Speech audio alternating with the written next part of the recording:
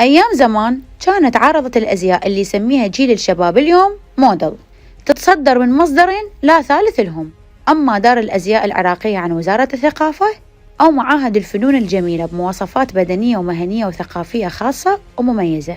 أما اليوم صارت انتكاسة بحق الذوق، ظاهرة دخيلة اللي هي ظاهرة عيد ميلاد الموديل تقتحم عالم الموضة والشاشة وحتى المسرح بدون دراسة أكاديمية ولا معايير عالمية.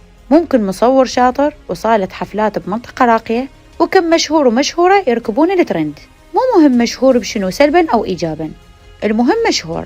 وهذه التوليفة راح تنتج فاشينيستا مزيفة يتهافت عليها مدراء الإنتاج والمخرجين بدون أي مهنية.